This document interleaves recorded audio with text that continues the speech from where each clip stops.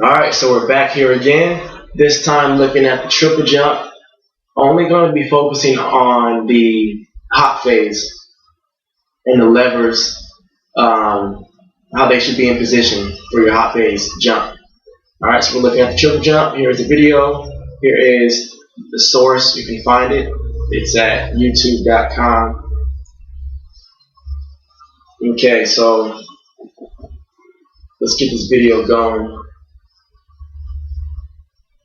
Obviously, good speed coming in. No change in her stride, the last two steps.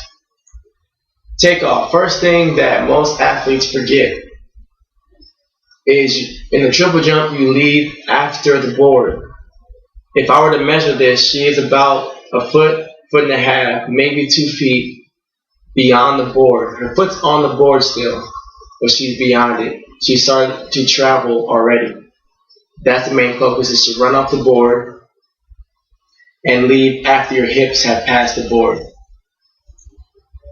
Alright. Next part is the upright position. Very similar to the long jump. Alright.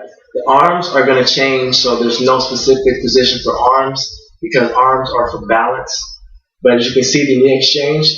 Now this was the lead knee, the drive knee. This knee went from 90 degrees down to straight because it's no weight. So reality became weightless, and it's just drifting as this trail leg, the jump leg, is cycling into position. It's very important to relax the foot, have the heel come up to the butt, and you're really tugging and pulling, not tug, but you're pulling that leg through with the shortest lever possible. Alright, from here, the knee needs to get back up to 90 degrees to match the takeoff knee drive. This allows for the best angles and best position for your jump. Alright, so this is a European jumper, and their style is slightly different. So she's going to allow this leg to come all the way out. It takes a lot of strength, a lot of timing, a lot of experience to get into that position and to successfully complete this position, but she's able to do it. But one thing is, her arms are doing exactly what her legs are doing. Again, the legs respond to whatever the arms do. Okay? So now she's about, let's say, about a foot away or a little less from the ground. This leg is now active. This leg is quickly attacking the ground. This arm is swinging downwards while this arm is swinging forwards to bring this leg forward.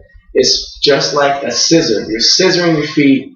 The quicker this exchange is, the better, to minimize the time on the ground. I can pause it. Okay? So now at impact, everything should be in one position, which is down. Everything is down, so she's very strong. As you can see, there's little to no give. Flat-footed landing for triple jump. Knees are aligned, everything's down together, and they're exchanging into their jump. And as you can see here, then that leg goes from back and swings all the way up back to 90 degrees, and then we'll get into the step phase later on. But right now we're mainly looking at those positions. So when we apply that same theory to my athletes, a lot of times you'll see the same type and style of jumpers. A lot of times they're afraid because they back off or jump too high. So in this case, here's Jasmine. You're doing a 4-step triple jump on the turf, to keep the impact low. So great speed coming in. Runs off the board. A little bit of a foul. But first part is her posture. So as you can see, she did lose some extension. This leg could be straighter, and this arm should be back more, and this leg should be up. So she's almost there. The knee drop is there, but the body didn't really finish the small things because of the extension. Alright, then here's where the problem starts. this leg never drops, never settles, never relaxes. It just kicks back. So this kickback is what creates a rushed jump. It also is what a lot of athletes do, is they tend to kick back thinking they're going to get more power from it, but there's not much to push off of. So main focus is staying there. So now when she hits, it's more of a downwards motion. Her hips are back, and the swing is more stiff. As you can see, her jump wasn't that high. So you want your first jump to be flatter versus quicker. Alright, so Gregson comes up. Let's see if I can speed up a little bit.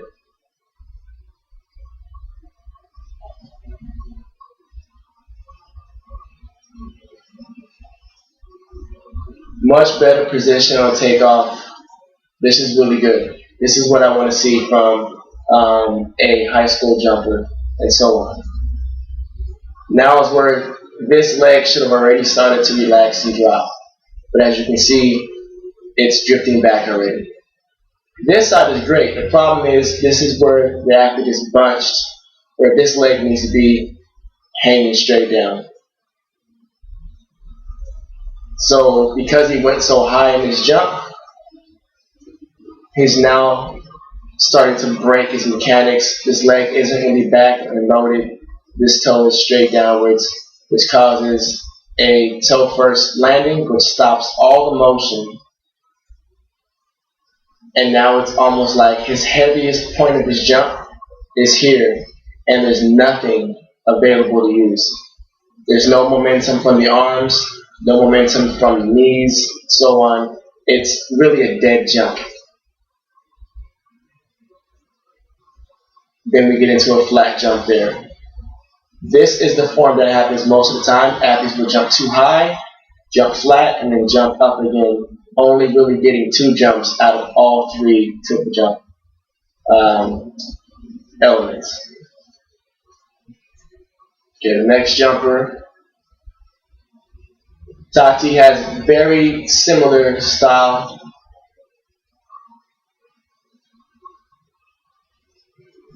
Okay, take off, hips are back. I prefer her to be a little bit taller and take off here. This is pretty good. Arms should be up a little more, so should that. But all this will come from a complete extension here. Finishing this extra 1.5 inches creates time for the arm to move 1.5 inches or so on. And again, same thing. Here comes his right leg. Tuck it again. Bunched up. So now this leg, instead of opening up and actually getting aggressive and attacking the ground for the scissor position, it is a drop. So as you can see now, her speed is done. There's nothing else going on.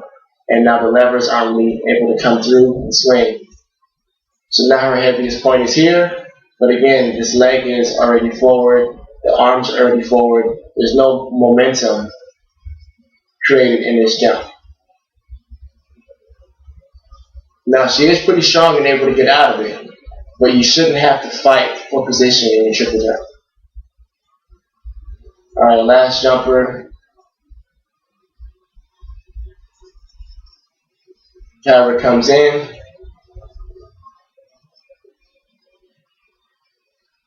Pretty good position. Much better extension here. You see the angles further.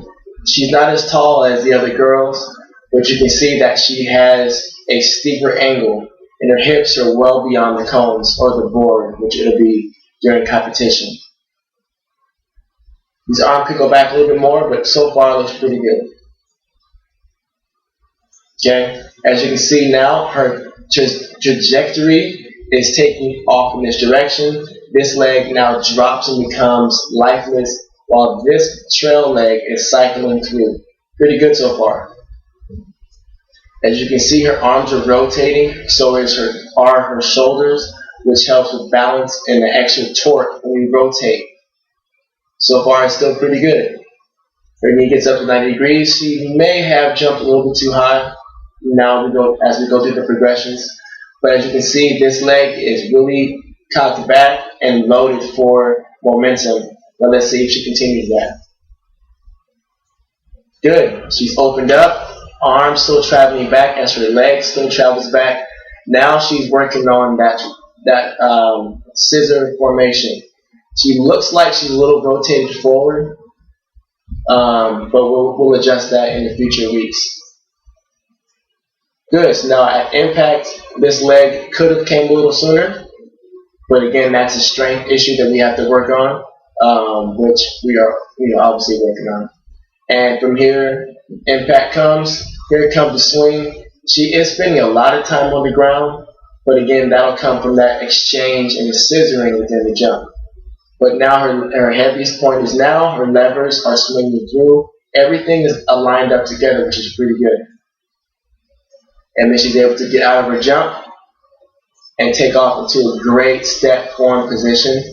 All right, she might want to Photoshop or screen print this for her Facebook or Instagram, but looks really good. Her chest is a little bit too far forward, but again, it all comes from the very beginning. As she understands it, it'll come, and then this will lead into her next phase in her jump. But it's a little more impact going on right now. But overall, pretty good. So when it comes to the hop, really focus on letting that lead knee drive and then just drift. It becomes dead weight while the other leg cycles and gets active. So hopefully I helped you guys out. Stay tuned for more videos.